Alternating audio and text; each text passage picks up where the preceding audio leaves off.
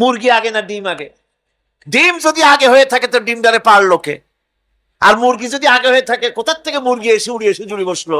আইলো কই থেকে? আল্লাহ যদি একজন থেকেই থাকেন তাহলে তার স্রষ্টাকে।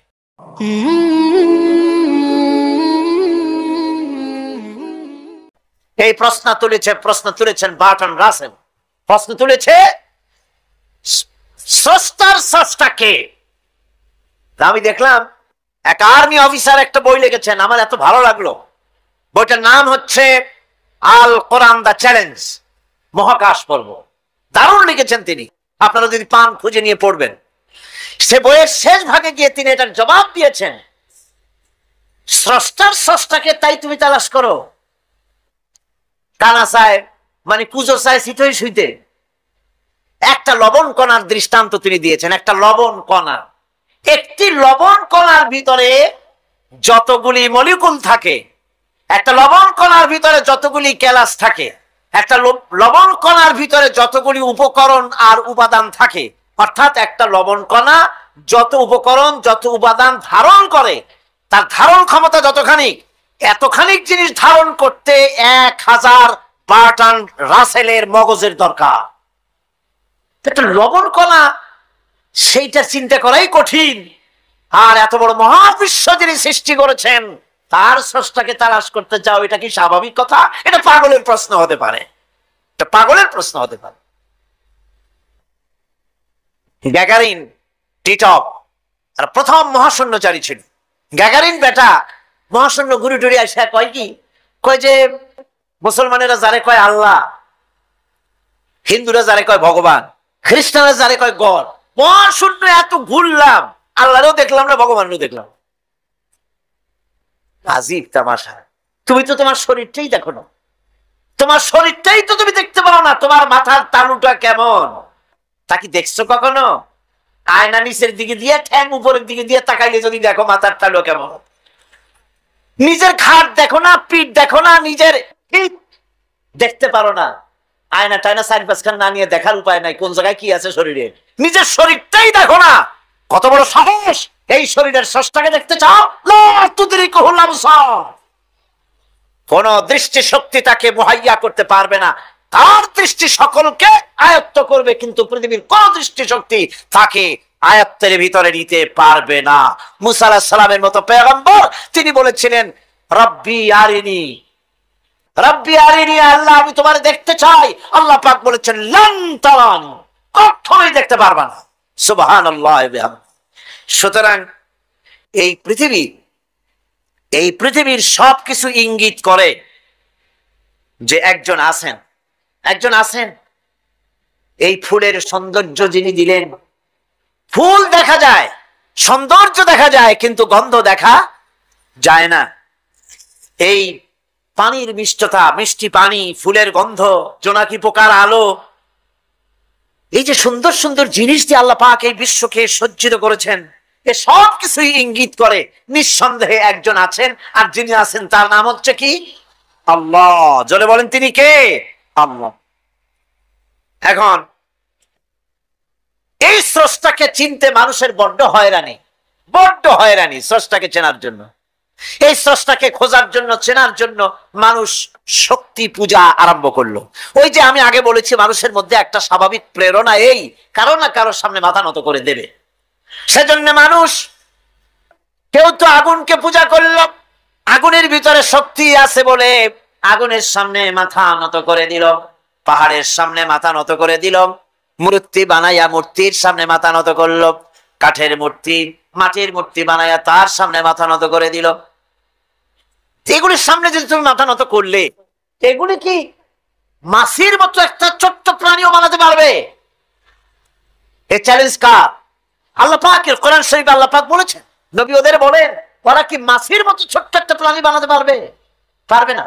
এমনকি ওদের সামনে যে খাদ্যগুলি রাখা হয়, মূর্তি বানায় সামনে যে খাদ্য রাখা হয়, এই খাদ্যের উপরে যদি মাছি পড়ে, খাবারগুলি উড়াই নিয়ে যায়, অথবা ওদের নাকের উপর এসে যদি মাছি এসে পড়ে, এই মাছিটাকে এতগুলো হাত সাথে একটা টোকা দিয়ে একটা মাছিকে উড়াই দিতে পারবে না। পারবে না। সুতরাং বুঝতে হবে, একথা বুঝতে হবে স্রষ্টাকে তালাশ করতে গিয়ে মানুষেরা আগুনের পূজা করলো, পাথরের পূজা করলো, গাছের পূজা করলো, মাছের পূজা করলো, সাপের পূজা করলো, বাঘের পূজা করলো, শেষ পর্যন্ত সেক্সুয়াল অর্গান, এটার বাংলা করলাম না, এটারও পূজা করলো। এটাকে একটা শক্তির প্রতীক মনে করে এটার সামনেও মাথা নত করলো। বন্ধুগণ, মাটির পূজা করলো, জমিনকে নিজের মা মনে করে এটার পূজা করলো। অথচ আল্লাহ পাক পরিষ্কার করে বলে দিয়েছেন, লা ইলাহা ইল্লা আনা ফা'বুদুন, আমি ছাড়া কোনো ইলাহ নাই, আল্লাহ ছাড়া কোনো ইলাহ নাই। কোরআনে কারীম বলছে, ইন্নাল্লাযীনা তাদউনা মিন দুনিল্লাহি ইবাদুন আমসালুকুম। আল্লাহ পাক বলেন, আমাকে বাদ দিয়ে তোমরা যার সামনে মাথা নত করো, যার সামনে পূজা করো, অর্চনা করো, বন্দিগি করো, ওটা তোমার মতো আমার আরেকটি গোলাম। তুমি যেমন আমার গোলাম, ওটাও আমারই গোলাম। একটু জোরে সরে জিকির করেন, লা ইলাহা ইল্লাল্লাহ, লা ইলাহা ইল্লাল্লাহ, লা ইলাহা ইল্লাল্লাহ, লা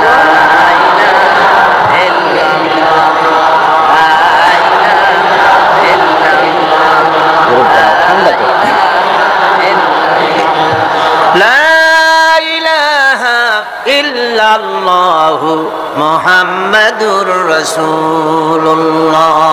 সুতরাং বোঝা যাচ্ছে আল্লাহ হচ্ছেন এক এবং একক। এই আল্লাহ সুবহানাহু ওয়া তাআলা তিনি বলছেন, আমাকে বাদ দিয়ে যার সামনে মাথা নত করো, ওরা আমার গোলাম। সূর্য কার গোলাম? চন্দ্র কার গোলাম? সাপ বলেন, বাঘ বলেন, আগুন বলেন, সব কার গোলাম? এগুলি সব কার কথা শোনে? আগুন যতই পূজা করেন, আগুনের মধ্যে আপনি পড়লে আগুন কি ছাড়বে? ছাড়বে না। তবে হ্যাঁ, আগুনের মালিক যদি বলে তাহলে ছাড়িয়ে দিবে, ঠিক কিনা? ইব্রাহিম আলাইহিস সালামকে আগুনের ভিতরে যখন ফেলে দেওয়া হচ্ছে, ফেরেশতা বলতেছিল, আমার কাছে সাহায্য চাও, আগুন থেকে বাঁচায় দেই। হযরত ইব্রাহিম বলেছিলেন, আমার তো পরীক্ষা হতেছে, ইমতিহান হতেছে, আমাকে ডিস্টার্ব করো না, আমি তোমার কাছে কেন সাহায্য চাইবো? আমি আগুনে পুড়লে পরে আমার মাবুদ, আমার খোদা, আমার আল্লাহ তিনি যদি খুশি হন, তাহলে আমার এমন আল্লাহকে খুশি করার জন্য 1000 বার পড়তে রাজি আছি। তোমার কাছে কেন সাহায্য চাইবো? আমি তো অন্ধ, আল্লাহর ইবাদত করি না, যিনি আমার দুঃখ দুর্দশা নিজের চোখে না দেখেন। আগুনের মধ্যে পড়ে গেলেন, আল্লাহ পাক আগুনকে অর্ডার করে দিলেন, ইয়া নারু কুনি বারদাও ওয়া সালামান আলা ইব্রাহিম। আগুন, আমার ইব্রাহিমের জন্য ঠান্ডা হয়ে যা, শান্তিদায়ক ঠান্ডা হয়ে যা। তাহলে দেখা গেল আগুনের মালিক হচ্ছেন আল্লাহ পাক। আল্লাহ পাক আজও যদি কোনো পূজা করা লাগবে না, আগুনের পূজা করা তো হারাম। আগুন হচ্ছে আল্লাহর গোলাম, আল্লাহর সৃষ্টি, এটা হচ্ছে মাখলুক, আল্লাহ হচ্ছেন খালিক। বিশ্বকবি, কবি সম্রাট আল্লামা ডক্টর ইকবাল কি সুন্দর করে বলেছেন, আজ ভি হো জো ইব্রাহিম কা ইমা पैदा, आज भी हो जो इब्राहिम का इमाम पैदा, आ कर सकती है एक अंदाज गुलिस्तान पैदा। ইব্রাহিমের ঈমান যদি আজও কোথাও হয় বিদ্যমান, করতে পারেন অগ্নিকুণ্ডে খুবসুরত এক গুলিস্তান। এখনো যদি ইব্রাহিমের ঈমান যদি কারো মধ্যে জাগ্রত হয়, আর তাকে যদি আগুনে ভালানো হয়, সে আল্লাহ আজও আছেন না? নাই? আছে কিনা? আল্লাহু লা ইলাহা ইল্লা হুয়াল হাইয়ুল কাইয়্যুম। পড়েন সবাই, আল্লাহু লা ইলাহা ইল্লা হুয়াল হাইয়ুল কাইয়্যুম। তিনি সদা জাগ্রত, তিনি চিরঞ্জীব। সুতরাং মহান শক্তিধর আল্লাহ পাক, তার হচ্ছে সব গোলাম। তুমি গোলাম হইয়া আর এক গোলামের কাছে হাত পাতো, সে তোমারে কিচ্ছু দিতে পারবে না। আমি দৃষ্টান্ত দিতে গিয়ে বলি, একজন ভিক্ষুক সে যদি আরেকজন ভিক্ষুকের কাছে গিয়ে বলে, ভাই আমারে 10টা টাকা দাও। সে 10 টাকা পাবে কই? সারাদিন খয়রাত করিয়া পাইছে মোটে 5 টাকা। তোমারে তো 10 টাকা দিতে পারবে না। ও ভিক্ষুক, তুমিও ভিক্ষুক। সুতরাং গোটা বিশ্ববাসী হচ্ছে আল্লাহ পাকের কাছে ভিক্ষুক। সবগুলি কি ভিক্ষুক। প্রধানমন্ত্রী হোক, প্রেসিডেন্ট হোক, প্রধান সেনাপতি হোক, আল্লাহ পাকের দরবারে এগুলি কিচ্ছুই না, গোলাম। এগুলি সব কি? গোলাম আর গোলাম। সুতরাং মাথা নত করা যাবে না কারোর সামনে। এই প্রকৃতি, এই নেচার শেখাচ্ছে। একজন আছেন, সেটাকে বুঝতে হবে। বোঝার জন্য আল্লাহ কি দিয়েছেন? কি বোঝার জন্য আল্লাহ পাক মানুষকে ব্রেইন দিয়েছেন, বিবেক দিয়েছেন। শোনার জন্য কান দিয়েছে, দেখার জন্য চোখ দিয়েছে।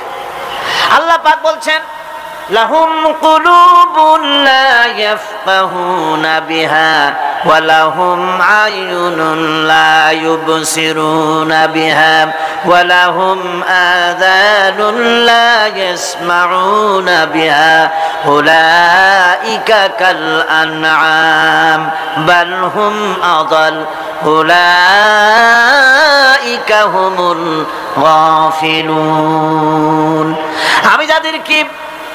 আমি যাদেরকে কান দিয়েছিলাম, কলব দিয়েছিলাম, বিবেক দিয়েছিলাম, বিবেক দিয়ে সব বুঝলো, কিন্তু আমারে বুঝলো না। বিবেক দিয়া সব বুঝলো, বিবেক দিয়া সমস্ত জিনিস, নিজের স্বার্থের জিনিসগুলি বুঝলো, কিন্তু আল্লাহকে বুঝলো না। কান দিয়েছিলাম শোনার জন্য, গান শুনলো, বাজে কথা শুনলো, সব শুনলো, কিন্তু হকের দাওয়াত তার কানের মধ্যে ঢুকলো না। হক বুঝলো না, হক শুনলো না, হক দেখলো না, সত্যকে চিনতে পারলো না। আল্লাহ পাক বলেন, উলাইকা কাল আনআম, এরা হলো চতুষ্পদ জানোয়ার, জানোয়ার পশু। আল্লাহ কয় না খালি পশু কইলে সারে না, বাল হুম আযাল, একেবারে পশুর চাইতেও নিকৃষ্ট। কারণ কি? কারণ হলো পশু অবিশ্বাসী নয়, পশু অবিশ্বাসী নয়, পশু কাফের নয়, পশু মুশরিক নয়, পশু মুরতাদ নয়, পশু নাস্তিক নয়। ঠিক কি না? সুতরাং পশুর চাইতেও খারাপ, পশুর চাইতেও খারাপ। পশু যেটা বোঝে তাও বোঝে না। পশু তো অন্তত মালিকের আনুগত্য করে, তার কথা শোনে, যার খায় তার কথা শোনে। কুত্তাটাও, কুকুরও যার খায় তার কথা শোনে। ঠিক কিনা গণ? অথচ যে আল্লাহ রাব্বুল আলামিন খেতে দিলেন, পড়তে দিলেন, সব কিছু দিলেন, তার ইবাদতটা বুঝতে চেষ্টা করলো না, তার ইবাদত বুঝতে চেষ্টা করলো না, তার গোলামি করতে জানলো না। সুতরাং এগুলি হচ্ছে উলাইকা কাল আনআম, এগুলি চতুষ্পদ জন্তু এবং জানোয়ারের মতো, বরং তার থেকেও নিকৃষ্ট। মানুষকে আল্লাহ পাক জ্ঞান দিয়েছিলেন, সেই জ্ঞান দিয়ে সে দূরবীন আবিষ্কার করলো, জ্ঞান দিয়ে দূরবীন আবিষ্কার করলো, যাতে করে শকুনের চাইতেও তীক্ষ্ণ দৃষ্টি সম্পন্ন হয়। সে গাড়ি আবিষ্কার করলো, যাতে করে চিতাবাঘের চাইতেও বেশি দৌড়াইতে পারে। সে সাবমেরিন আবিষ্কার করলো, যাতে করে মাছের চাইতেও বেশি দ্রুতগামী হয়ে চলতে পারে পানির তলা দিয়া। এ সব কিছুই করলো, কিন্তু তার মনুষ্যত্বকে বাড়াইতে পারলো না, মনুষ্যত্বকে বাড়াতে পারলো না। এই মনুষ্যত্বই ছিল সবচেয়ে বড় জিনিস। কবি বলছেন, মুঝে ये डर है कि दिले जिंदा तू ना मर जाए, मुझे ये डर है कि दिले जिंदा तू ना मर जाए, कि जिंदगानी इबारत है तेरे जीने से, मुझे ये डर है कि दिले जिंदा तू ना मर जाए। আমার এই ভয় হয়, হে আমার জীবন্ত আত্মা, তোর না অপমৃত্যু হয়ে যায়। কারণ তোর যদি অপমৃত্যু হয়, তাহলে আমার তো বেঁচে থাকার কোনো লাভ নাই। আমরা তো আমাদের আত্মা, জীবিত আত্মাকে মেরে ফেলছি, জীবিত আত্মাকে মেরে ফেলছি, আত্মাকে বিকশিত করছি না। আত্মাকে বিকশিত করতে হবে। এই আত্মা বিকশিত হবে কিভাবে? সব জিনিসের খাবার আল্লাহ পাক এই জমিনে তৈরি করেছেন। ঠিক কিনা কর? সকলের খাবার এই জমিনে। মানুষ যেহেতু তৈরি হয়েছে এই মাটি দিয়ে, সেই জন্য আল্লাহ রাব্বুল আলামিন মানুষের খাবার মাটি দিয়ে তৈরি করে দিয়েছেন। কলা দিয়েছেন, কচু দিয়েছেন, আলু দিয়েছেন, মূলা দিয়েছেন, তাল দিয়েছেন, বেল দিয়েছেন, মাছ দিয়েছেন, তরকারি দিয়েছেন, পনির দিয়েছেন, দুধ দিয়েছেন, গোশত দিয়েছেন। খাবারের কোনো অভাব রাখেন নাই, সব মাটি দিয়েছে। কিন্তু যেই রুহটা আমাদের ভিতরে, যে আত্মাটা আমাদের মধ্যে, যে আত্মা থাকলে পরে বাঁচি, আত্মা না থাকলে পরে মরে যাই, সেই রুহের খাবার আমরা কেউ দিতেছি না। রুহটা কি? আল্লাহ পাকের আল্লাহ পাক বলছেন নবী আপনাকে প্রশ্ন করা হয় ওয়ায়াসআলুনাকা আনির রূহ কুলির রূহু মিন আমরি রাব্বি। নবী হে প্রশ্ন করা হয় রূহ কি জিনিস, এর জবাব হচ্ছে এই বলে দিন রূহ হচ্ছে আল্লাহর একটু অর্ডার, একটু হুকুম তোমার ভিতরে কাজ করছে। ওই রূহেরও কিছু খাবার আছে, ওই রূহেরও কিছু খাবার আছে। সেই রূহকে খাবার জমিনে তৈরি হবে না, রূহ গোশত খাবে না, পনির খাবে না, দুধ খাবে না, সর খাবে না, ফল খাবে না, কি খাবে? রূহের খাবার। যেহেতু রূহ এই পৃথিবীতে তৈরি হয় নাই, রূহ এসেছে আলমে আরওয়াহ থেকে, সেজন্য রব্বুল আলামিন রূহের খাবার পাঠিয়েছেন লৌহ মাহফুজ থেকে। আল্লাহ পাক কোরআনে কারীমকে রূহের খোরাক করে পাঠিয়েছেন। রূহকে যদি বাঁচাতে চান তাহলে তার একমাত্র খাদ্য হতেছে তেলাওয়াতে কোরআন। তেলাওয়াতে কোরআন যত তেলাওয়াত করবেন ততই মজা লাগবে। সুবহানাল্লাহ, কোন সুবহানাল্লাহ। একটু হারাম শরীফ থেকে বেড়ায় আসেন। টাকা পয়সা যাদের আছে তাদের বলছি, পয়সা করি যাদের আছে সিঙ্গাপুর বেড়ায়। আরে সিঙ্গাপুর বেড়ায় করবা কি, মার্কেটিং ছাড়া আর কিছুই নাই। সিঙ্গাপুর, ব্যাংকক, হংকং এই সমস্ত জায়গায় ঘুরে টুরে আসে খুব দেখে আসছে। টাকা নষ্ট করে লাভ নাই, বরং পয়সা করি যদি আল্লাহ দিয়ে থাকেন হজ তো করবেনই। পয়সা করি বেশি থাকলে রমজান মুবারকে ওমরা করে এসেন। রাসূল কারীম সাল্লাল্লাহু আলাইহি ওয়াসাল্লাম বলেছেন যে ব্যক্তি রমজান মুবারকে ওমরা করলো সেজন্য আমার সাথে হজ আদায় করলো। কেন বলছি? এই জন্য বললাম আল্লাহ পাক আমাকে কয়েকবার নসিব করেছেন। সেখানে যখন রমজান মুবারকে যখন তেলাওয়াত হতে থাকে তারাবিহের ভেতরে, মনে হচ্ছে যেন আকাশ থেকে ওহী নাজিল হতেছে। মানুষের চোখের পানি, নাকের পানি একাকার হয়ে যায় হারাম শরীফের ভিতরে। সেখানে তো মুনাজাত সারা বছর মুনাজাত হয় না, মুনাজাত হয় রমজান মুবারকের বেতেরের নামাজের ভিতরে। বেতেরের নামাজের ভিতরে ইমাম সাহেব হাত তুলে মুনাজাত করেন। অন্তত 8 থেকে 10 লক্ষ মানুষ হজের মৌসুমের মতো কাঁদতে কাঁদতে পাগল হয়ে যায়। কোরআন কি মজা! কোরআন হচ্ছে রুহের খাবার। আমরা তো রুহের খাওয়াই না, ঘোড়ার উপরে চড়ি, গাধার উপরে চড়ি, ঘোড়ারে গাধারে জন্মের মতো মোটেই খাইতে দেই না, নিজে খাই জন্মের মতো। খাইয়া ঘোড়ারে খাইতে দেওয়া হয় না, গাধারে খাইতে দেওয়া হয় না। ফলে ওর উপরে যখন সওয়ার হয় তখন ঘোড়া গাধা না খাইতে খাইতে একদিন 4 ঠ্যাং 4 দিকে দিয়া জায়গায় সিটে মরা ছাড়ার কোনো পথ থাকে না। আমাদের মানুষেরা খায় কি? সুবহানাল্লাহ। এই যে শবে বরাত আসতেছে, কি যে খাবে দিশা আগের থেকে লিস্ট তৈরি হয়ে যায় কতটা আইটেম তৈরি করা হবে। রমজান মাসে আল্লাহ একটু কম টম মান্দায় খাবে, একটা রমজান মাস আল্লাহ দিলেন। সেই রোজার মাসে যে সারাদিন খায় না, এটাকে উসুল করে ইফতারের সময় সে যে কত খাবার, চোখ ছানা বড় হয়ে যাবে দেখলে।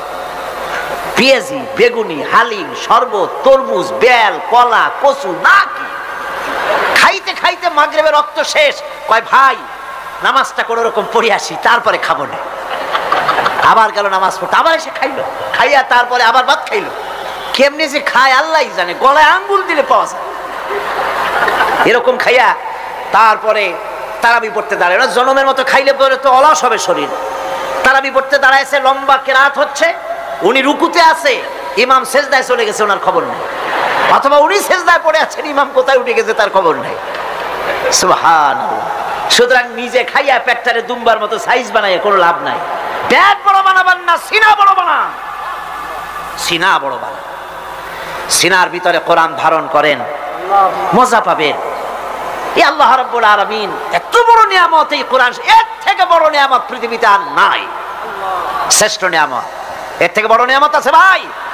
এই শ্রেষ্ঠ নিয়ামতকে পড়তে শিখুন, বুঝতে শিখুন, হেদায়েতের সবের মধ্যে আছে। সুতরাং আল্লাহ রাব্বুল আলামিন মনুষ্যত্বকে, আত্মাকে বিকাশ করার জন্য কোরআনে কারীম দিয়েছিলেন।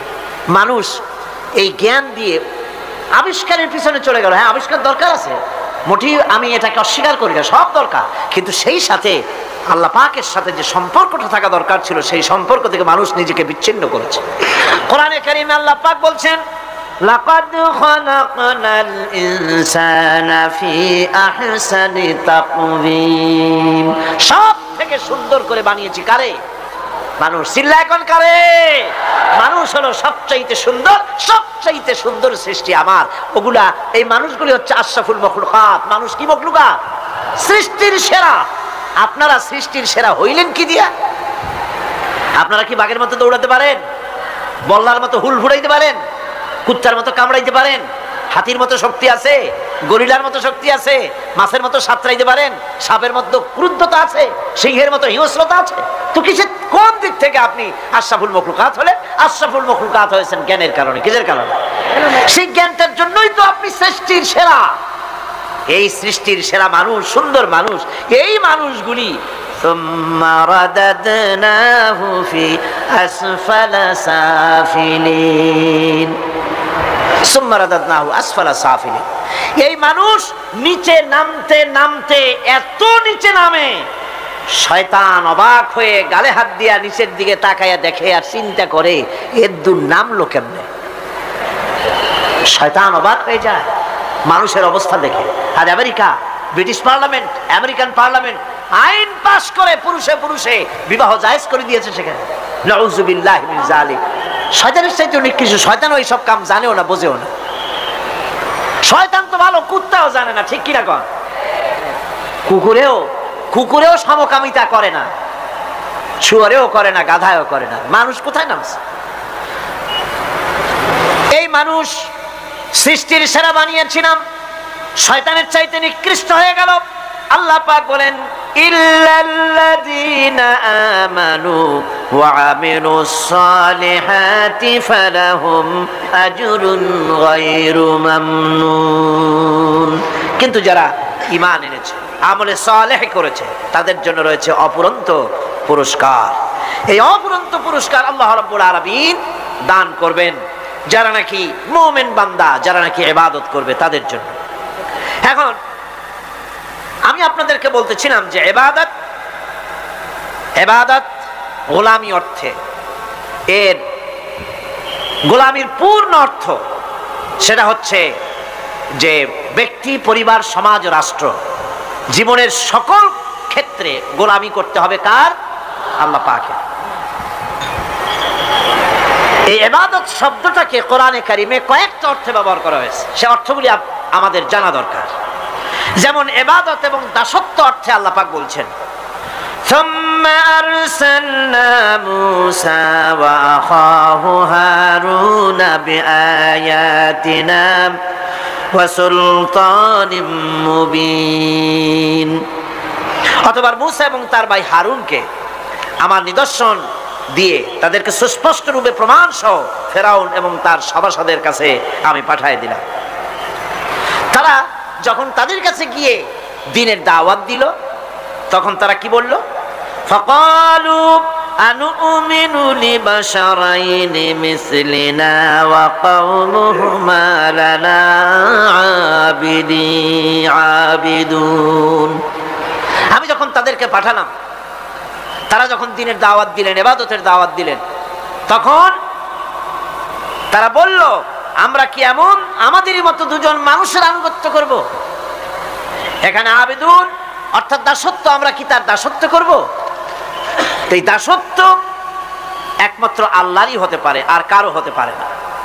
সেজন্য কোরআনে কারীম অন্যত্র বলছে ইয়া আইয়ুহাল্লাযীনা আমানু কুলু মিন তাইয়্যিবাতি মা রাযাকনাকুম ওয়াশকুরু লিল্লাহি ইন কুনতুম ইয়্যাহু তা'বুদুন। হে ঈমানদারেরা, তোমরা যদি আমার ইবাদত করো তবে আমি তোমাদেরকে যে সব পবিত্র জিনিস দান করেছি তা খাও এবং আল্লাহর শুকর আদায় করো। তো ইবাদত আল্লাহ পাকের করলে আল্লাহ পাক তাদেরকে খেতে দিবেন, পড়তে দিবেন, সবকিছু আল্লাহ পাক করে দিবেন।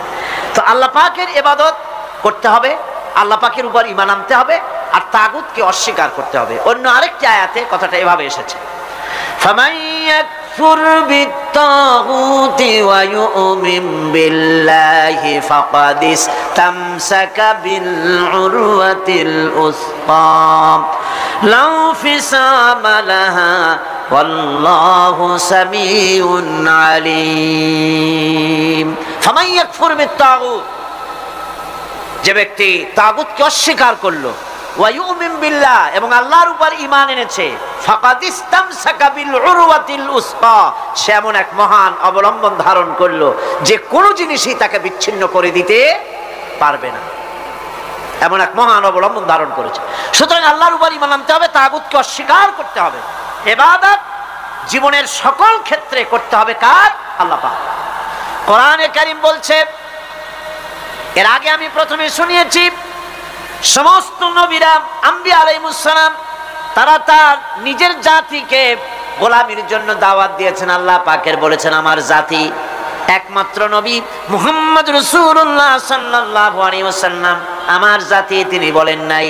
তাকে দিয়ে আল্লাহ পাক বলেছেন ইয়া আইয়ুহান নাসু উবুদু রাব্বাকুমুল্লাযী খালাকাকুম ওয়াল্লাযীনা মিন ক্বাবলিকুম লাআল্লাকুম তাত্তাকুন। ইয়া আইয়ুহান নাসু উবুদু রাব্বাকুমুল্লাযী খালাকাকুম, রাব্বাকুম উবুদু রাব্বাকুম আয় আতিউ রাব্বাকুম, গোলামি করো, আনুগত্য করো, দাসত্ব করো তোমার সেই প্রভুর, সেই রবের যিনি তোমাকে সৃষ্টি করেছেন, তার আনুগত্য জীবনের সব ক্ষেত্রে করো। এক জায়গায় করলে হবে না, সব জায়গায় করলে হবে। আগামী রাত্রিটা হচ্ছে শবে বরাত, তাই না? বোঝেন নাকি বোঝেন না? আগামী রাত্রিটাই আমরা হচ্ছে সেই ধরনের মানুষ, মিনিমাম লেবার ম্যাক্সিমাম প্রফিট। অল্প কাজ করে বেশি প্রফিট যদি করা যায় আমরা সেই পক্ষে বেশি। শবে বরাত শবে কদরে ইবাদত করিয়া জীবনের সব গুনাহ মাফ করাইতে চাই, আর করাইয়া মনে করলাম, বিশ্বাস করলাম যেটা এইভাবে হয়, কিন্তু পরের দিন থেকে আবার যেরকম ছিল মানুষ সেরকম হয়ে যায়। সারা রাত জাগলো শবে বরাতে, সারা রাত জাগলো। সকালবেলায় যে ব্যবসায়ী সারা রাত জাগলো, সকালবেলায় দোকানে দিয়ে ওজনে কম দেওয়ার অভ্যাসটার পরিবর্তন হইল না। যে কৃষক সারা রাত জাগলো, পরের দিন জমিনের আইল ঠেলার অভ্যেসটা পরিবর্তন হলো না। যে ব্যক্তি মিথ্যা কথা বলতো, চুরি করতো, ডাকাতি করতো, যে অফিসার সারা রাত জেগেছেন, পরের দিন অফিসে গিয়ে তার ঘুষ খাওয়ার বদভ্যাস থেকে তিনি নিজেকে বিরত রাখতে পারেননি। তাহলে এই শবে বরাত করে রাত জেগে ফায়দা কতটুকুন? কতটুকুন ফায়দা? হ্যাঁ, ফায়দা কিছু আছে, ফায়দা আছে। সেটা হলো পায়াস খাওয়া, সেটা হলো গোশত খাওয়া, রুটি খাওয়া, এই ফায়দা তো হবেই, এগুলি হয়। কিন্তু আপনার মূল ফায়দা হবে কি করে যদি আপনার অভ্যাসের পরিবর্তন না হয়? কথা বোঝেন কিনা? কথা বোঝেন কিনা? মূল অভ্যাসের তো পরিবর্তন করতে হবে। একজন মাঠে মাঠে ঘুরছে, আর এক পাগল এসে জিজ্ঞেস করছে ঘুরছো কেন?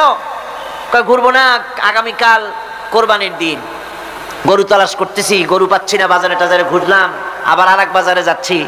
আরে বাজারে বাজারে গরু কেন? মাঠে কত গরু আছে, একটা ধরে জবাই দিলেই তো হয়। লোকটি বলছে দেখো পরের গরু জবাই দিলে তা তো গোনা হবে। কয় না, তুমি অঙ্ক বোঝো না। গরু জারি হোক, কোরবানির দিনে গরু জবাহ যদি করো তাহলে সওয়াব তো একটা হবে। কোরবানি উপলক্ষে জবাহ করছে, একটা সওয়াব পাবা না? তো কোরবানির জন্য একটা সওয়াব হবে, আর চুরির জন্য অবশ্যই একটা পাপ হবে। কোরবানি যখন দিবা তো কোরবানির সওয়াব আর চুরির পাপ ভগ্নাংশের মতো কাটাকাটি হয়ে যাবে, গোশত খাবা ফাও।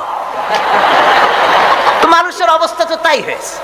মানুষের অবস্থা হয়েছে শবে বরাতে সারা রাত জাগবো, কান্দাকাটি করবো, ফাও ফাও গুনাহ মাফ হয়ে যাবে, আর গোশত রুটি তো আছেই, যদ্দূর পারলাম খাইলাম।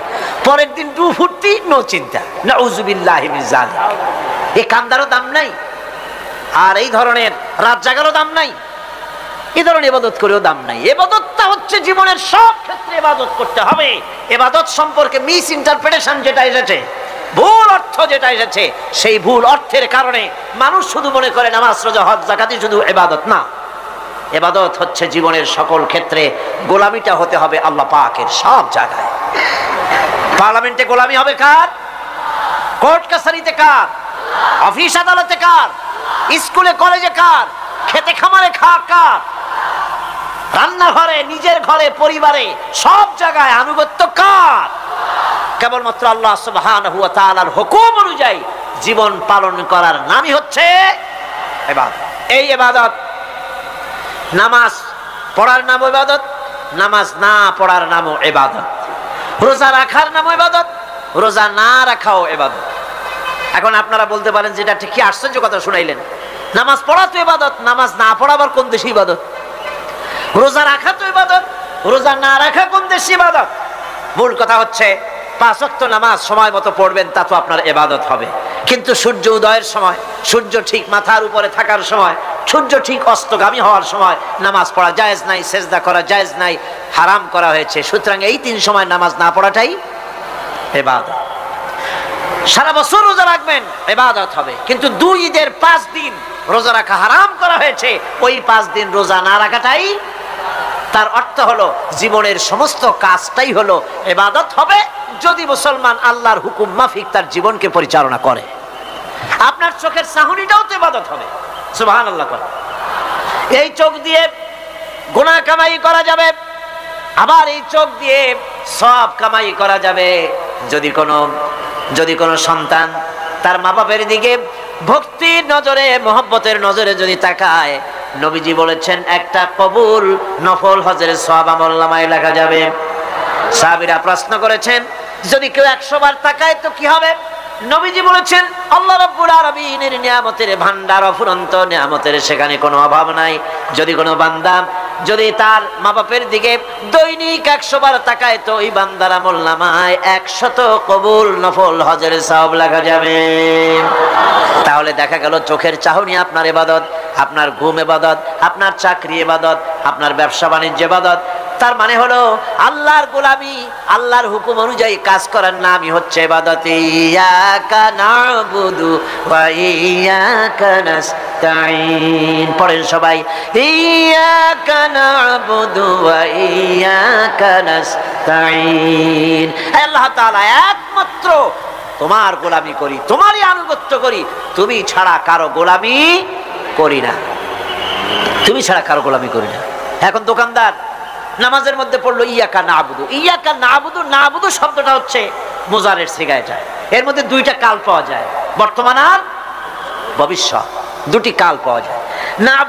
নাবুদু এই শব্দ দিয়ে বোঝানো হচ্ছে কি, আল্লাহ পাক এই নামাজের ভিতরে যেমন তোমার হুকুম পালন করে নামাজ আদায় করছে, যেমন নামাজের ভিতরে কিছু খাওয়া যায় না, বাইরে খাওয়া জায়েজ ছিল, নামাজ পড়ছি বলে খানাটা আমার জন্য হারাম হয়ে গেছে।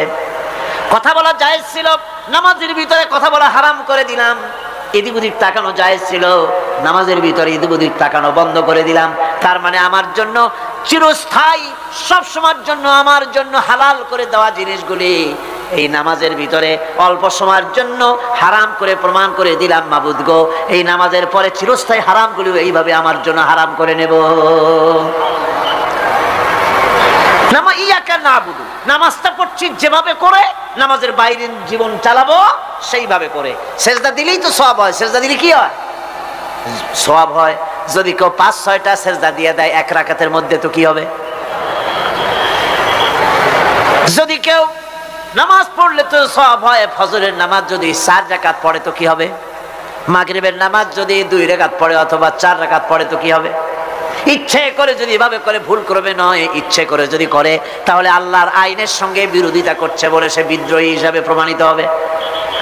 সুতরাং কথা হচ্ছে নামাজের ভিতরে আল্লাহ পাক ইয়াকা নাবুদু, এই নামাজের ভিতরে তোমার হুকুম মেনে যেভাবে নামাজ আদায় করি, নামাজের বাইরের জীবনটাও তোমার হুকুম মেনে পালন করব। এটাই হচ্ছে ইবাদতের মূল থিম, মূল আইডিয়া, মূল ফিলসফি। নামাজ ইবাদত করতে হবে জীবনের সব ক্ষেত্রে। নামাজের ভিতরে বললাম ইয়াকা নাবুদু। দোকানদার, এই লোকটা কি? দোকানদার, ঘি বিক্রি করবে, ঘি আনছে দোকানে। তারপরে নামাজ পড়তে দাঁড়িয়েছে, দোকানের পেছনে ছোট্ট ঘর আছে, নামাজ পড়তে দাঁড়িয়েছে, শুরু করে দিল আল্লাহু আকবার, আলহামদুলিল্লাহি রাব্বিল আলামিন, আর রহমানির রহিম, মালিকি ইয়াউমিদ্দিন, ইয়াকা নাবুদু ওয়া ইয়াকা। তাড়াতাড়ি পড়তে হবে যেহেতু খরিদ্দার আসতেছে। খরিদ্দার 2-4 জন ভিড় জমা এসে নামাজ ছেড়ে দিয়েছে। কর্মচারীকে ডাকছে, শোন ভিতরে আসলো, আমি তো কেবল খাঁটি ঘি নিয়ে আসছি, ওর মধ্যে তো ভেজাল দিই নাই। তাড়াতাড়ি করে ওর মধ্যে যা দিয়ে ভেজাল দিতে হয় ভেজাল টাজাল দিয়ে ঠিক মতো দিয়া তারপরে বিক্রি করবি। 100 টাকা কিনছিস, 250 টাকা করে বিক্রি করবি। আল্লাহু আকবার, রহমানির রহিম, মালিকি ইয়াউমিদ্দিন, ইয়াকা নাবুদু ওয়া ইয়াকা। এটা নামাজ হইল? কর এই নামাজের আল্লাহর কোনো দরকার আছে? কোনো দরকার নাই। ইবাদত তো হবে নামাজ যার হুকুমে, ব্যবসা তার হুকুমে। নামাজে সেজদা দিব যার হুকুমে, রোজা রাখবো তার হুকুমে, নামাজ পড়বো যার হুকুমে, অর্থনীতি চালাবো তার হুকুমে, নামাজ পড়বো যার হুকুমে আমার দেশের কলকারখানা চলবে, নামাজ পড়বে যার হুকুমে পার্লামেন্ট চলবে তার হুকুমে, নামাজ পড়বো যার হুকুমে রাজনীতি চলবে তার হুকুমে। এর উল্টা পাল্টা যদি হয় মুসলমান মানতে পারে কখনই। সুতরাং মুসলমানকে আনুগত্যের মস্তককে অবনত করে দিতে হবে আল্লাহ পাকের সামনে। আল্লাহর সঙ্গে আর বান্দার সঙ্গে হক আছে, বান্দার উপরে আল্লাহর হক এবং আল্লাহর উপরে বান্দার হক কি, এ ব্যাপারে একটি হাদিস আপনাদেরকে শোনানো যায়। হাদিসটি হচ্ছে ওয়ান মুআজ বিন জাবাল রাদিয়াল্লাহু তাআলা আনহু قال كنت رديف النبي صلى الله عليه وسلم على حمار فقال لي يا معاذ أتدري ما حق الله على العباد وما حق العباد على الله। হযরত মুআজ বিন জাবাল রাদিয়াল্লাহু তাআলা আনহু বলেন যে আমি রাসূল করিম সাল্লাল্লাহু আলাইহি ওয়াসাল্লামের পেছনে তার গাধায় সওয়ার ছিলাম। তিনি আমাকে জিজ্ঞেস করলেন, মুআজ তুমি কি জানো বান্দার উপরে আল্লাহর হক কি এবং আল্লাহর উপরে বান্দার হক কি? তিনি বললেন, আল্লাহু ওয়া রাসূলুহু আ'লামু, আল্লাহ এবং তার রাসূল খুব ভালো করে জানেন। রাসূল করিম সাল্লাল্লাহু আলাইহি ওয়াসাল্লাম জবাব দিলেন, ক্বালা হাক্কুল্লাহি আলাল ইবাদ আন ইয়াবুদুহু ওয়া লা ইউশরিকু বিহি শাইআ ওয়া হাক্কুল ইবাদি আলাল্লাহ আন লা ইউআযযিবু মান লা ইউশরিক বিহি শাইআ। আল্লাহর নবী বলেন, বান্দার উপরে আল্লাহর উপরে বান্দার হক হতেছে, আল্লাহর উপরে বান্দার হক হতেছে বান্দা আল্লাহ পাকের ইবাদত করবে, আল্লাহর গোলামি করবে, আল্লাহর আনুগত্য করবে, দাসত্ব করবে। সেই আনুগত্য ইবাদত আর গোলামির ভিতরে কাউকে শরীক স্থাপন করবে না। বান্দার উপরে আল্লাহর হক হতেছে যেই বান্দা আল্লাহ পাকের ইবাদত করবে, গোলামি করবে, আর কোনো শিরক করবে না, কিয়ামতের দিন ওই বান্দা সম্পর্কে আল্লাহর হক হবে বান্দাকে জাহান্নামের আগুন আল্লাহ পাক হারাম করে দিয়ে তার জান্নাত দিয়ে দিবেন। এটাই হলো বান্দার উপর আল্লাহ পাকের হক। সুতরাং ইবাদত হবে সলিড কার জন্য? আল্লাহ পাকের জন্য। জোরে বলেন কার জন্য? একমাত্র কেবলমাত্র শুধুমাত্র আল্লাহ পাকের জন্য গোলামি হবে। সাধারণ জনগণের দাবি হচ্ছে মিনিমাম দাবি, খুবই কম। তাদের দাবি হলো মোটা সুতার কাপড় চাই ইজ্জত ঢাকার জন্য, পেট ভরে খেতে চাই, পোলাও কোরমা বিরিয়ানির দরকার নাই, আর আশ্রয়ের জন্য ছোট্ট একটু ঘর চাই, চোর ডাকাতের উপদ্রব থেকে নিরাপত্তা চাই। কথা ঠিক কিনা?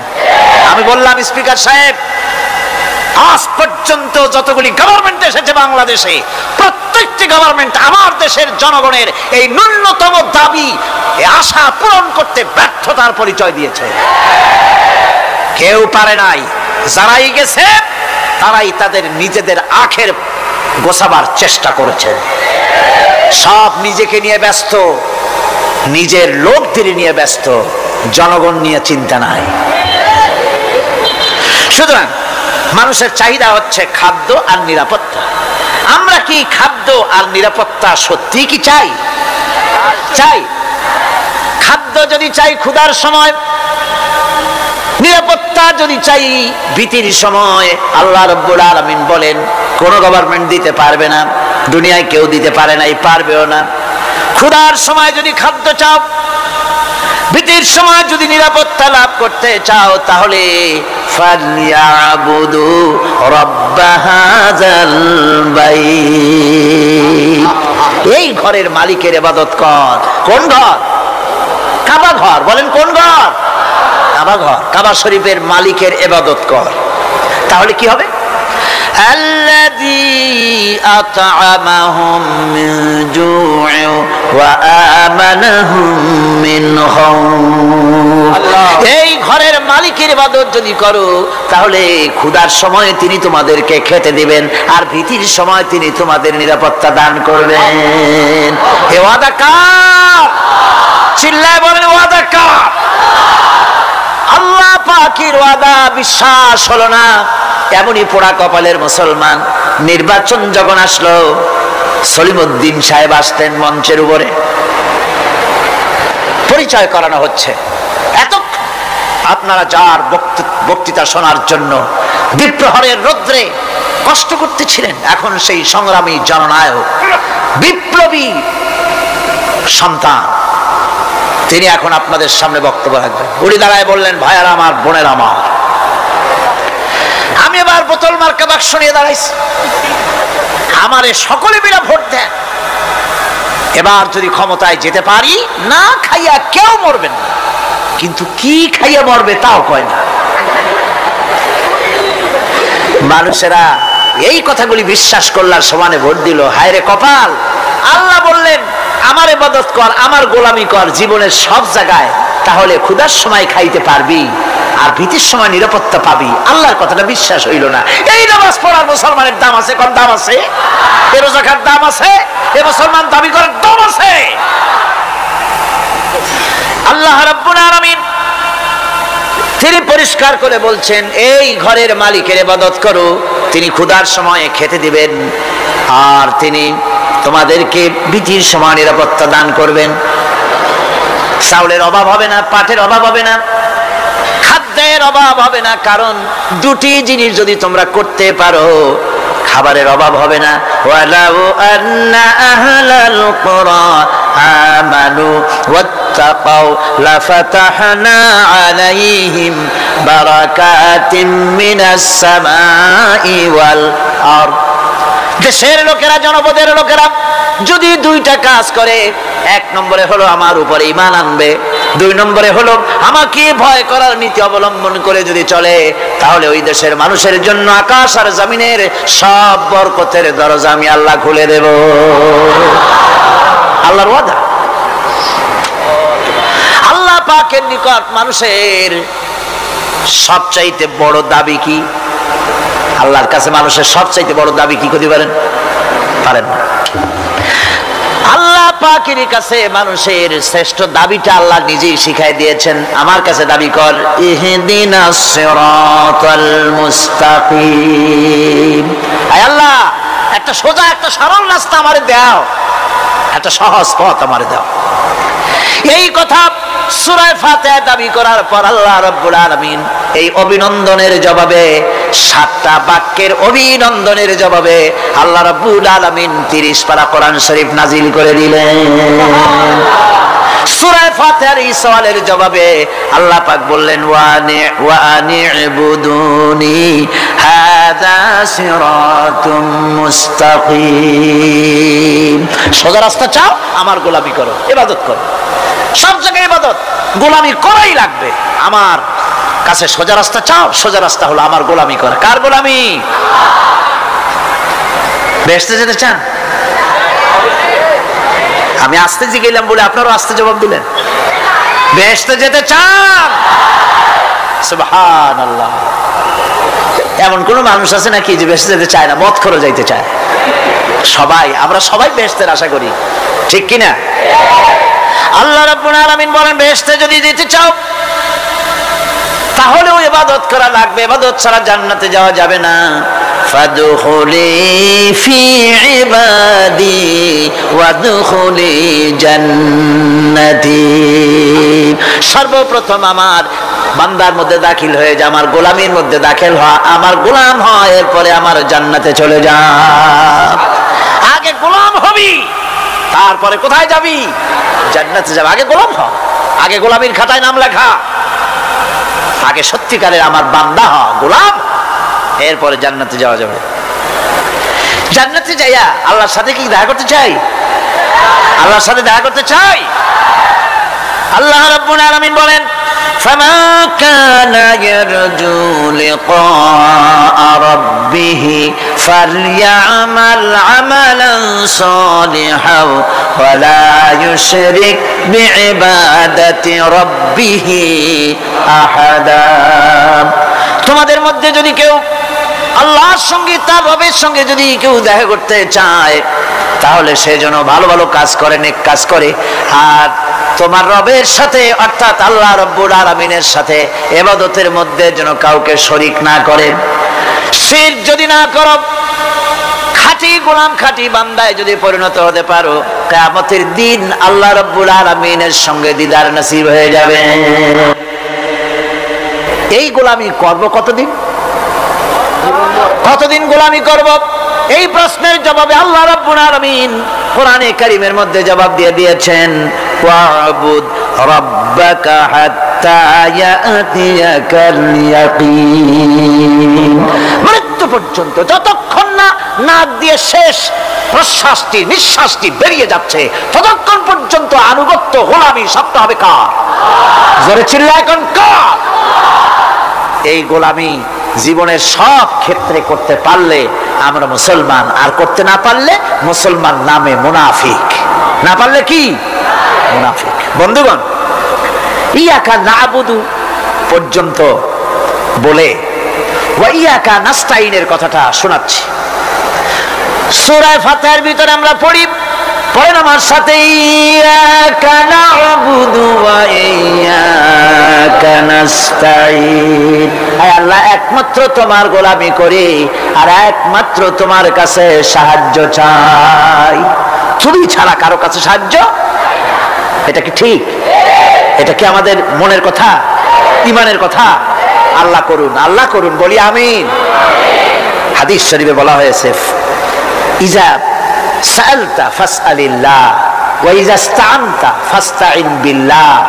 কিছু চাইতে হলে আল্লাহর কাছে চাও, কিছু বলতে হলে, ভিক্ষা করতে হলে আল্লাহর কাছেই ভিক্ষা করো। কার কাছে ভিক্ষা করবেন? আল্লাহর কাছে বলুন।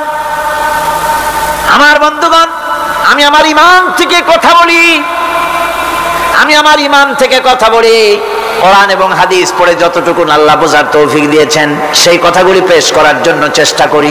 বন্ধুগণ, এদিক ওদিক কোনো দিকে না ঘুরে মসজিদে যান, মসজিদে গিয়ে নামাজ পড়েন আর আল্লাহর কাছে হাত পেতে আল্লাহরে বলেন। সেজদা গিয়া যখন রব্বুল আলামিনের দরবারে কিছু চাইবেন, হুজুরের কাছে জিজ্ঞেস করা হয়েছে, হুজুর, বান্দা কখন আল্লাহর নিকটবর্তী হয়ে যায়? আল্লাহর নবী বলেছেন, বান্দা যখন সেজদা দেয় তখন বান্দা একেবারে আল্লাহ পাকের কাছে চলে যায়। আল্লাহর কাছে চান যা দরকার, ছেলে নাই, মেয়ে নাই, বউ নাই, অথবা চাকরি নাই, প্রমোশন চাই, ব্যবসায় উন্নতি চাই, যা দরকার কাকে বলবেন? মনটাকে পরিষ্কার করুন, আজকে মনটাকে সাফ করুন, সমস্ত দুর্বলতা থেকে মনকে উঠায় আনো, বিশ্বাস করুন যা চাওয়া, যা বলা সবটা আল্লাহর কাছে। কার কাছে? আমি তার গোলাম। আমি কার গোলাম? আল্লাহ ছাড়া কারো কাছে আমার অভিযোগ তুলবো না, সবটা বলবো আল্লাহর কাছে। বলে দেখেন, বলে দেখেন আল্লাহ পাক কিভাবে আপনাকে সাহায্য করেন। সুবহানাল্লাহ। ভাইরা আমার, আল্লাহ রাব্বুল আলামিন রাসূল করিম সাল্লাল্লাহু আলাইহি ওয়াসাল্লামকে বলেছেন, ফাইদা ফারাগতা ফানসাব ওয়া ইলা রাব্বিকা ফারগাব। যখন তুমি খালি হাত হয়ে যাবে, দাঁড়িয়ে যাবে এবং তোমার রবের কাছে মিনতি জানাবে, কিছু যখন থাকবে না, তোমার রবের কাছে দাঁড়ায় যাও আর তার কাছে মিনতি জানাও, তোমাকে আল্লাহ ভরপুর করে দিবেন। ভান্ডের কোনো অভাব নাই। আমাদের ভান্ড হচ্ছে যত দেব তত কমবে, আর আল্লাহর ভান্ড যত দেয় তত সমান সমান থাকে, মোটেই কমে না, মোটেই কমে না। সুতরাং দয়াল বাবা, বাবাজান, কেবলাজান বাবা কি যে কবে আর কি করবে দিশা করতে পারে না। গান বাজনা, তারপরে গোসল শরীফ, কি জানি হাবিজাবি শরীফ, কোন শেষ বেদাত দিয়ে ভরে গেছে। এগুলি বিশ্বাস করবেন না, বিদআত খারাফা, এর সাথে মুসলমানের কোনো সম্পর্ক নাই। গান বাজনার সাথে মুসলমানের কোনো সম্পর্ক। হাতে কতগুলো ঢোল নিয়ে তারপরে মাজারের কাছে গিয়ে ঢোল বাজায়, কবরের কাছে, মাথায় কতগুলো চুল, দাঁতে ময়লা, মোষগুলা ঠোঁট দুইটা ঢাইকিয়া দাড়ির কাছে এসে পড়ছে। হায় হায় রে, এই রকমের মোষ আমি মাঝে মধ্যে চিন্তা করি যে দই খায় কেমনে এরা, গাঁজা মদ খাইয়া এগুলো মাজার মধ্যে গিয়ে পড়ে থাকে। আর কি জানি আছে ওইটারে ঘষে এলো আর বলে মদিনা যাব কেমনে, মদিনা যাব কেমন। তুই মদিনা যাবি কেমনে? মদ খেয়ে গাঁজা খেয়ে তুই যাবি মদিনা? একটা কথা হইলো? তোর নাপাক কদম আল্লাহ পাকের আরদে মুকাদ্দাসে উঠতে পারে না। বদকার, জিনাকার, শারাবি, কাবাবি আল্লাহ পাকের নাফরমান। কতগুলা শালু কাপড় গায়ে দিয়া, মাথায় কতগুলা চুল রাখিয়া, তারপরে গ্রামের নামে শরীফ। আশ্চর্য কথা, এই গ্রামের নাম শরীফ, ওই গ্রামের নামের মাথায় গিয়া শরীফ। শরীফ তো মক্কা শরীফ, মদিনা শরীফ, কোরআন শরীফ, হাদিস শরীফ। আর শরীফের দরকার নাই। শরীফের জাত মারছে গ্রামে গ্রামে শরীফ লাগাইয়া, কর্ণফুলী শরীফ, চন্দ্রকোনা শরীফ। আশ্চর্য কথা, শরীফ শব্দের একটা ইজ্জত থাকা উচিত, ঠিক কিনা কর? আপনাদেরকে সতর্ক হতে হবে। আনুগত্য এবং গোলামি সকল ব্যাপারে আল্লাহ পাকের করতে হবে, চাইতে হবে কার কাছে? আল্লাহর কাছে। আমার এই কথা আপনাদের মনে আছে কিনা জানি না, সম্রাট শাহজাহানের সময় এক ফকির, এক ভিক্ষুক ভিক্ষা করে বেড়াতো। 70-80 বছর বয়স হয়ে গিয়েছে। এক লোক বলছে, সারা জীবন তো তোমার ছোটবেলা থেকে ভিক্ষা করতে দেখলাম। সে বলল, মানুষের দেয় তো 2 পয়সা 1 পয়সা, ভিক্ষা ছাড়া করবোটা কি? লোকটি বলল, তোমার একটা পরামর্শ দেই, একদিন সম্রাটের কাছে গিয়ে যে দেখো, একবারে যা দেবে খাইয়া কুলাইতে পারবে না। সম্রাট শাহজাহান কোথায় আছে এখন? দেখো গিয়ে মসজিদে আছে। লোকটি মসজিদের বাইরে গিয়ে দেখে সম্রাট একা হাত তুলে বসে আছে, চোখ থেকে পানি পড়তেছে দর দর করে, দাড়ি ভিজে জামায় পড়তেছে, বহুক্ষণ দাঁড়িয়ে আছে। এরপরে সম্রাট তার মুনাজাত শেষ করে বেরিয়ে আসছেন। ফকিরের সঙ্গে দেখা। ফকির বলল, আসসালামু আলাইকুম। তিনি বললেন, ওয়ালাইকুম আসসালাম ওয়া রাহমাতুল্লাহ। ফকির রওনা করেছে। বাদশা বলছে, তুমি তো একজন ভিক্ষুক মানুষ বলি মনে হয়, আমার কাছে তো কেউ কিছু না চাইয়া যায় না, তুমি যে কিছু না চেয়েই চলে যাচ্ছ। ভিক্ষুক বলছে, জাহাপানা, সত্যি কিছু চাইতে এসেছিলাম আপনার কাছে, কিন্তু আপনার অবস্থা দেখে আমার জ্ঞানের চোখ খুলে গেছে।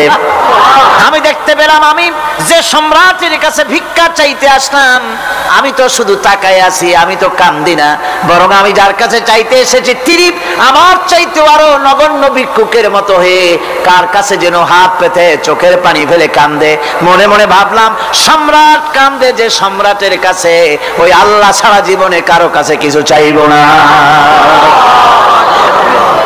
আল্লাহর কাছে চাওয়ার অভ্যাস করুন, তিনি দিতে পারেন, সবকিছু তার আছে। এই বিশ্বাস মনের ভিতরে জমাতে হবে, তাহলেই সত্যিকারের মুসলমান আমরা হব। আল্লাহ পাক সত্যিকারের গোলাম আমাদেরকে বানাবেন। আমরা বলি আমিন। আজকে আমি বেশি কথা বলবো না, কারণ আজকে হলো পবিত্র এক রাত। অনেকে রোজা রেখেছেন, আবার সারা রাত অনেকে ইবাদত করবেন। সুতরাং সেই পথে আমি আর অন্তরায় সৃষ্টি করতে চাই না। আজকের মতো ইয়াকা নাবুদু ওয়া ইয়াকা নাস্তাইন আজকের মতো শেষ করা হলো। 2 দিন ধরে ইয়াকা নাবুদের উপরে, ইবাদতের উপরে 2 দিনে যে আলোচনা করলাম, আল্লাহ করালেন। আমি আশা করি ইবাদতের একটা ক্লিয়ার কনসেপশন আপনাদের তৈরি হওয়ার কথা ইনশাআল্লাহ। হয়েছে কিনা? আল্লাহ পাক কবুল করুন, জোরে বলি আমিন। আমি যা বুঝাতে চেষ্টা করেছি কোরআন দিয়ে, আল্লাহর কোরআনকে কোরআন দিয়ে বুঝাতে চেষ্টা করেছি, ঠিক কিনা? আল্লাহ পাক আমাদেরকে কবুল করুন, আমরা যেন ইবাদত বুঝি, জোরে কোন আমিন। ভাইরা আমার, আগামীকাল আখেরি মোনাজাত, আর আজকে শবে বরাতের মোনাজাত। এই মোনাজাতের জন্য দাঁড়ানো ভাইরা বসেন। যত লোক দাঁড়ানো দেখছি, সব লোক মোনাজাত করার জন্য সবাই মহব্বতের সাথে বসে পড়েন, মোনাজাতের জন্য বসে পড়ুন। বসতে বললে আবার দাঁড়ান কেন? জোরে সরে জিকির করেন, আল্লাহ আল্লাহ আল্লাহ আল্লাহ। কি মাশাআল্লাহ, নিয়ে আসেন একটু জোরে করেন না, মহব্বতের সাথে করেন।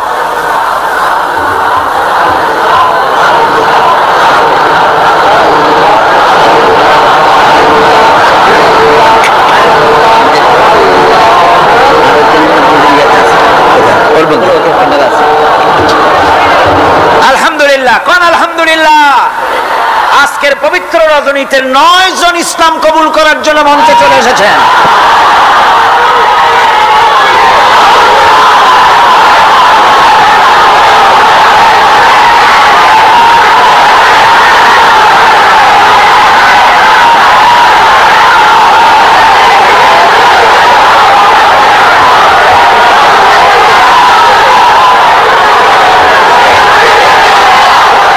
বসেন, আমি বসার জন্য অনুরোধ করছি, সবাই বসুন, বসুন, বাস বাস, সবাই বসেন, সবাই বসেন, স্লোগানের দরকার নাই, আর বসুন।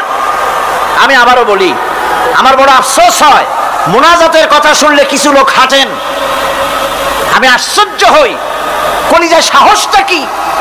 আল্লাহর কাছে মোনাজাত করা এত বড় বিশাল মাহফিল, আর তার থেকে নিজেকে হতভাগ্য বানায়া মাহফিল থেকে হাঁটে যান, ভয় করা উচিত আল্লাহ পাককে।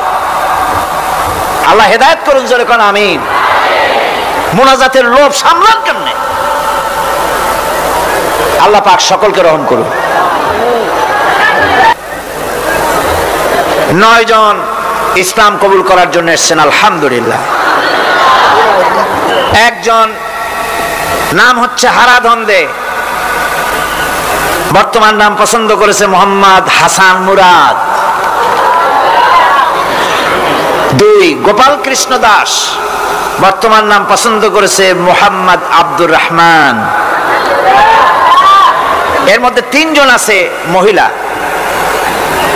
যারা মহিলা প্যান্ডেলের মধ্যে আছেন। চন্দনা রানী দাস, বর্তমান নাম পছন্দ করেছেন মুসাম্মাত রাবেয়া খাতুন। আল্লাহ সত্যি রাবেয়ার মতো বানায় দিন। অঞ্জনা দাস, বর্তমান নাম পছন্দ করেছেন মুসাম্মাত ফারজানা ইয়াসমিন। চিনু রানী দাস, বর্তমান নাম পছন্দ করেছেন মুসাম্মাত জান্নাতুল ফেরদাউস। মাশাআল্লাহ।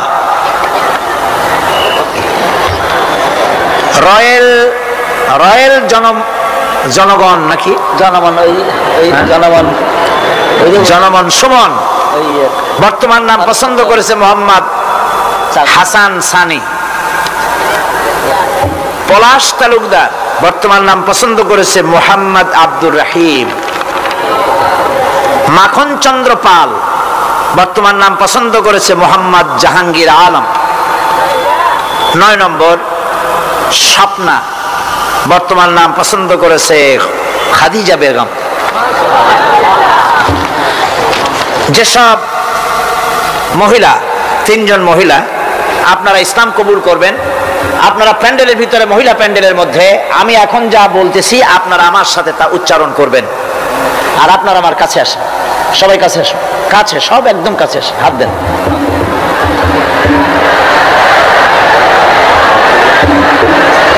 মাইকের কাছে আসেন। বিসমিল্লাহির রহমানির রহিম।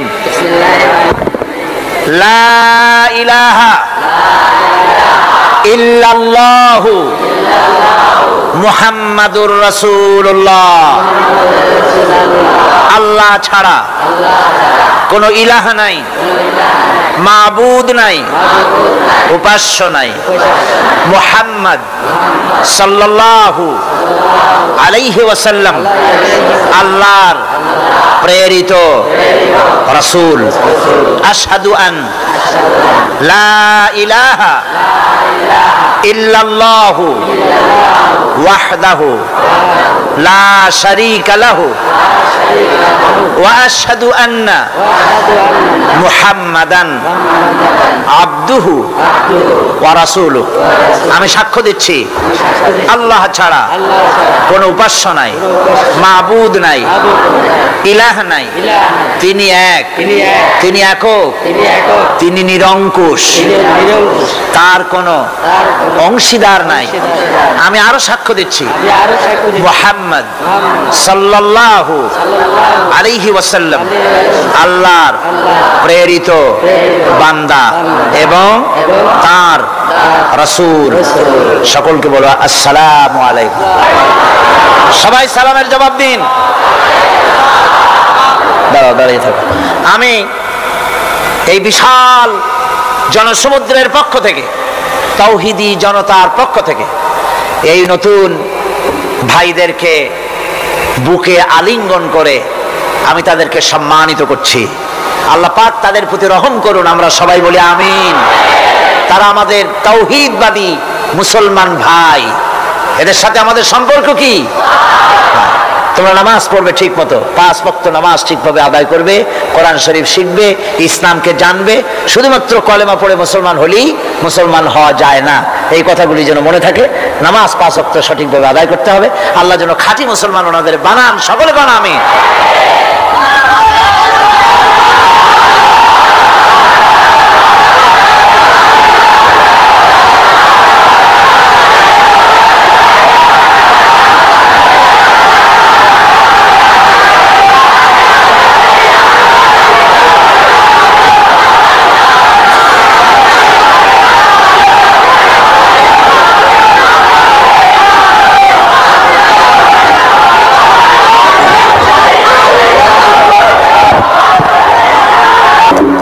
আল্লাহুম্মা আমিন।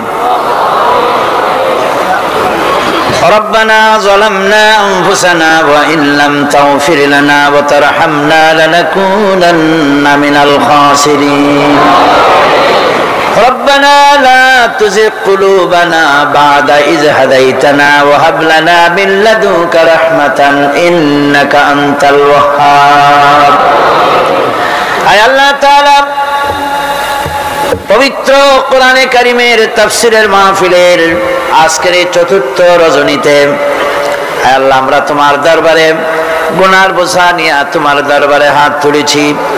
মেহেরবানি করে আমাদের আলোচনার সওয়াব, দুরূদ ও সালাম এর সওয়াব রাসূল করিম সাল্লাল্লাহু আলাইহি ওয়াসাল্লামের রূহ মুবারকে পৌঁছায় দাও।